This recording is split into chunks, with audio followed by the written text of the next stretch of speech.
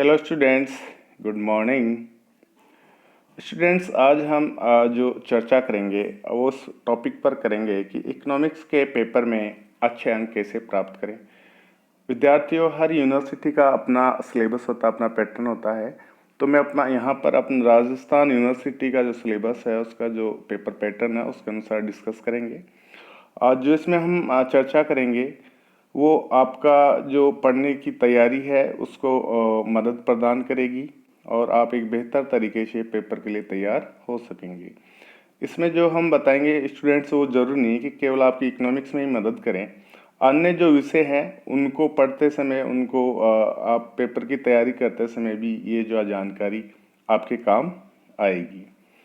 तो हमें क्या ज़रूरी है कि किसी पेपर में हमें अच्छा स्कोर कर पाएँ, उसके लिए क्या बेसिक्स चीज़ें हमें जानना ज़रूरी है, इसके लिए हम इसमें चर्चा करेंगे। स्टूडेंट्स, सामान्य तौर पर हम क्या करते हैं कि बुक उठा लेते हैं और उसमें पढ़ लेते हैं। ठीक है, आजकल सीरीज का कल्चर चल रहा है, 1 वीक सीरीज पढ़ लेते हैं। लेकिन हम अगर अच्छे अंक प्राप्त करना चाहते हैं और किसी भी विषय में, किसी भी पेपर में, कोई सी भी एग्ज़ाम में, उसके लिए कुछ बेसिक्स हमें अपनी तैयारी में शामिल करनी पड़ेगी। सबसे पहले और सबसे महत्वपूर्ण चीज़ है, हम लोग अक्सर सिलेबस उठाते नहीं हैं। हम जो बुक होती है टीचर बता देते हैं उसको उठा लेते हैं, उसको पढ़ लेते हैं। हम ये भी नहीं देखते कि सिलेबस क्या है। लेकिन सबसे जो महत्वपूर्ण चीज़ है किसी भी तैयारी में, मेरे अनुभव के हिसाब से सिलेबस बहुत महत्वपूर्ण चीज़ है। आपको अपना जो सिलेबस है उसके बारे में पूर्णतः पता होना चाहिए कि अपने सिलेबस में कौन कौन से टॉपिक्स हैं और क्या वो एक ही किताब से कवर हो रहे हैं या इसके लिए और अन्य पुस्तकों का सहारा लेना पड़ेगा। तो हर पेपर का, हर यूनिवर्सिटी का, हर एग्ज़ाम का अपना अलग सिलेबस होता है। तो सबसे पहले कोई भी आप किसी भी कक्षा की तैयारी कर रहे हैं, किसी भी पेपर की तैयारी कर रहे हैं, किसी भी एग्ज़ाम की तैयारी कर रहे हैं, सिलेबस उठाना और उसके जो, मैं कहूँ तो इसके जो एक एक शब्द है वो आपके दिमाग में छपे हुए होने चाहिए कि आपका पेपर का सिलेबस क्या है। अगली जो महत्वपूर्ण चीज़ है कि आपको न केवल सिलेबस का पता होना चाहिए बल्कि ये भी पता होना चाहिए कि सिलेबस के अंदर कितनी यूनिट्स हैं और कौन सी यूनिट्स हैं, कितनी वेटेज के पर्सन आएंगे और किस प्रकार का अपना पेपर पैटर्न होगा। मैं इकोनॉमिक्स के उस प्रसंग से आपको बताऊं विद्यार्थियों, इकोनॉमिक्स में जो पेपर है अपना, चाहे फर्स्ट ईयर का हो, सेकेंड ईयर का हो, उसमें 2 पेपर होते हैं। प्रत्येक पेपर 100 अंक का होता है। तो इसमें पेपर जो पैटर्न हमारा, वो एक आता है अति लघुत्रात्मक प्रश्न जो 10 आएंगे, 2 अंक का होगा प्रत्येक क्वेश्चन है। 10 प्रश्न आएंगे और इनका मैक्सिमम 20 शब्दों में आपको आंसर देना होता है। अगला जो प्रश्न आएंगे वो लघुत्रात्मक आएंगे। ऐसे क्वेश्चन 5 आएंगे और प्रत्येक क्वेश्चन 4 अंक का होगा।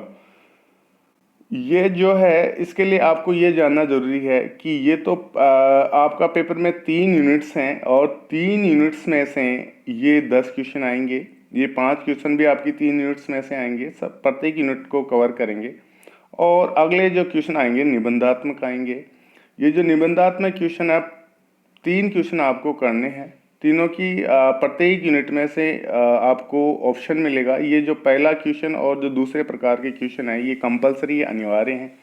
जबकि ये तीसरे या निबंधात्मक जो प्रश्न है, इनमें आपको विकल्प दिया जाएगा। आपको एक अगर प्रश्न नहीं आ रहा तो उसके विकल्प के तौर पर आपको अन्य क्वेश्चन ऑप्शन आपके पास उपलब्ध रहेगा। तो तैयारी के दौरान आप ये ध्यान रखें कि इकोनॉमिक्स में विशेष तौर पर जो अति लघुत्रात्मक प्रश्न होते हैं और जो लघुत्रात्मक प्रश्न होते हैं वे बहुत ही स्कोरिंग होते हैं। इनमें बहुत, अगर आप सही तरीके से पढ़ रहे हैं तो बहुत कम गुंजाइश होती है कि आपके प्रश्न गलत हो। तो ये जो निबंधात्मक क्वेश्चन है ये प्रत्येक 20 अंक का आएगा। कुल मिलाकर ये आपका 60 अंक का हो गया। 20 अंक के लघुत्रात्मक हो गए और 20 अंक के अति लघुत्रात्मक प्रश्न हो गए। और प्रत्येक पेपर, 2 पेपर होंगे इकोनॉमिक्स के, प्रत्येक पेपर 100 नंबर का होगा। और इस प्रकार से दोनों पेपर कुल मिलाकर 200 अंक के होंगे। लेकिन पेपर पैटर्न यही रहेगा अति लघुतरात्मक क्वेश्चन 10 आएंगे, प्रत्येक जो है 2 अंक का होगा। लघुतरात्मक 5 क्वेश्चन आएंगे, 4 अंक का होगा। निबंधात्मक 3 प्रश्न आएंगे और प्रत्येक 20 अंक का होगा। तो आप अगर पिछली इस चीज़ों के बारे में और ज़्यादा अच्छी तरीके से तब जान पाएंगे जब आप पिछले सालों के पुराने पेपर उठाकर देखेंगे। आप आराम से तसल्ली से पिछले 5 साल के पेपर कम से कम आप देखें, चेक करें कि कौन सी यूनिट्स हैं, किस प्रकार के प्रश्न आ रहे हैं और किस प्रकार का उनका पूछने का तरीका है। क्योंकि जो यूनिवर्सिटी, राजस्थान यूनिवर्सिटी में क्वेश्चन है मोस्टली पिछले सालों में से आए हुए क्वेश्चनों में से ही रिपीट होते रहते हैं। तो ये बहुत महत्वपूर्ण आपका सेगमेंट है तैयारी करने के लिए कि आप पुराने पेपर उठाएं। ऐसा भी ना सोचें कि कुछ बच्चे क्या है पिछले साल जो प्रश्न आए हुए होते हैं, पिछले साल के प्रश्न पत्र को छोड़ देते हैं। ऐसा कतई नहीं करना चाहिए। आपको पिछले साल से लेकर पिछले जो 5 साल है उनके जो सभी पेपर है उनको आराम से रिलैक्स मूड में उनको सोल्व करना चाहिए, उनको समझना चाहिए। तब जाकर आपको ये पेपर पैटर्न समझ में आ जाएगा। इसके बाद में ये चीज़ें आपके जानने के बाद में और आपकी तैयारी करने के बाद में जो सबसे महत्वपूर्ण चीज़ है और जिसकी 90% बच्चे या मैं कहूँ इससे भी ज़्यादा प्रतिशत बच्चे उपेक्षा करते हैं, वो है रिटर्न प्रैक्टिस की। ज़्यादातर विद्यार्थी, लगभग सभी विद्यार्थी पढ़ते हैं, घर पर खूब तैयारी करते हैं, लेकिन सीधे जाकर एग्ज़ाम में ही लिखते हैं। घर पर वो लिखने की प्रैक्टिस नहीं करते, जिसका थोड़ा ये नुकसान हो जाता है कि आपका मैनेजमेंट नहीं बैठ पाता और जो आपके निबंधात्मक क्वेश्चन है वो कहीं न कहीं आप जितनी उनकी सीमा होती है वो आप पूरा न करके उनको आप छोटा छोटा करके कंप्लीट कर देते हैं। ऐसा किस वजह से होता है? क्योंकि आप घर पर रिटर्न प्रैक्टिस नहीं करते। तो मैं कहूँगा अगर इन तीनों चारों जो आपके पास में दिए हुए हैं इसमें सबसे ज़्यादा आपको फोकस करना है, रिटर्न प्रैक्टिस पे करना है। आप घर पर पुराने पेपर आप ले सकते हैं या मॉडल टेस्ट पेपर आप उठा सकते हैं, बाज़ार में मिल जाते हैं। उनको बैठकर कम से कम आप 3 क्वेश्चन सेट अपने सब्जेक्ट के बिल्कुल जो टाइम है, ड्यूरेशन है 3 घंटे का, उसमें आप कंप्लीट करें। तो आपको एक प्रकार से उसका अभ्यस्त हो जाएगा कि आपका जो पेपर है किस प्रकार हल करने हैं। पहले निबंधात्मक करने हैं या लघुतरात्मक करने हैं या अति लघुतरात्मक करने हैं। ये सब स्टूडेंट्स की अपनी अपनी अलग चॉइस होती है कि वो कौन से क्वेश्चन को सबसे पहले करेगा, किसको बाद में करेगा। लेकिन ये तो आप तभी कर पाओगे जब आप घर पर इसकी तैयारी करोगे। इसके अलावा विद्यार्थियों सबसे और जो काफ़ी महत्वपूर्ण है वो है टाइम मैनेजमेंट। अमूमन यूनिवर्सिटी या आपके बीए के जो पेपर्स हैं टाइम 3 घंटे का होता है, तो इसमें इतनी ज़्यादा आपको कभी लगता नहीं है कि आपके पास में टाइम कम पड़ रहा है। लेकिन अगर ये टाइम मैनेजमेंट की आदत आप अभी से डालेंगे तो बाद में जो कम्पिटिटिव एग्जाम्स होते हैं जिसमें रिटन एग्जाम होते हैं, चाहे आईएएस का हो, आरएस का हो, वहाँ पर एक बहुत बड़ी समस्या हो जाती है विद्यार्थियों के सामने कि वो अपने जो क्वेश्चन दिए होते हैं उनको दिए हुए टाइम में कंप्लीट नहीं कर पाते।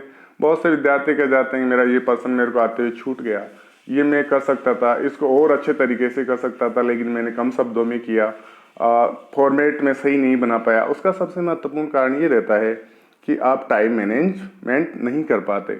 और इसका टाइम मैनेजमेंट क्या होता है? ये कोई अचानक सी चीज़ ऐसी नहीं है कि आप अचानक टाइम मैनेजमेंट कर लोगे। ये एक आदत डेवलप करनी पड़ती है। अमूमन जो स्कूल लेवल से विद्यार्थी या अच्छी स्कूलों में पढ़ते हैं उनको शुरुआत में ही बता दिया जाता है। तो हम इस आदत को डेवलप करने के लिए अभी से शुरू हो जाएं, अभी से तैयार हो जाएं कि अपने को टाइम मैनेजमेंट के अंदर बिल्कुल जो दिए शब्द सीमा है उसके तहत अपने प्रश्नों को, प्रश्न पत्र को हल करना है। ये आदत आप अभी जाकर विकसित करोगे, तभी जाकर अगली परीक्षाओं में आपके काम आएगी। हो सकता है आप में से कुछ विद्यार्थी RSIS का आगे चलकर एग्जाम देंगे, तो उस समय अचानक ही आदत आपकी डेवलप नहीं होगी। तो इसके लिए अभी से आप वर्क करना शुरू कर दें। ऊपर पांचों बताई गई चीज़ें तभी काम करेगी जब आप मेहनत करोगे, हार्ड वर्क करोगे, तब जाकर ये चीज़ें आपके काम करेगी। ये नहीं कि आपने इन पांचों चीज़ों को पढ़ लिया ठीक है, लेकिन जब तक आप मेहनत नहीं करोगे, जब तक आप अच्छी स्टैंडर्ड बुक्स नहीं पढ़ोगे, जब तक आप बार बार एक ही किताब का रिवीजन नहीं करोगे, तो ये ऊपर बताई गई चीज़ें आपके लिए कोई काम की नहीं है। सबसे महत्वपूर्ण है हार्ड वर्क है। आप जितना ज़्यादा मेहनत करोगे उतनी ही ज़्यादा आपकी ऊपर वाली चीज़ों में फिनिशिंग आएगी, उसमें और इतना ही अच्छा निखार आएगा। तो प्रिय विद्यार्थियों, ये जो मैंने बताया बहुत बेसिक्स है, ये आपको अभी से अपनी आदत में डालना चाहिए ताकि आगे वाली जो एग्ज़ाम है, हो सकता है ऑब्जेक्टिव एग्जाम में भी ये चीज़ें बहुत मैटर करती है, जिसकी हम उपेक्षा करते हैं। ये जो मैं बता रहा हूँ जानकारी नहीं केवल इकोनॉमिक्स के लिए, बल्कि हर जो आपका पेपर है उसमें आप इसकी अपनी तैयारी के दौरान मदद ले सकते हैं। इसके साथ ही साथ मैं आपको ये भी कहना चाहता हूँ कि 1 वीक सीरीजों की इससे तैयारी करने की आदत बिल्कुल छोड़ दें। अच्छी बुक्स लाएं, अच्छे राइटर्स की बुक लाएं, आराम से पढ़े, तसल्ली से पढ़े, अपने नोट्स भी बनाएं। एक चीज़ मैंने इसमें छोड़ दी, अपने खुद के नोट्स बनाएं। नोट्स क्या काम आते हैं? जो आपके खुद के बनाए नोट्स है, एकदम ज़्यादा इतना नहीं कि आपने बिल्कुल एक ही पेपर की 2-4 कॉपियाँ लिख डाली।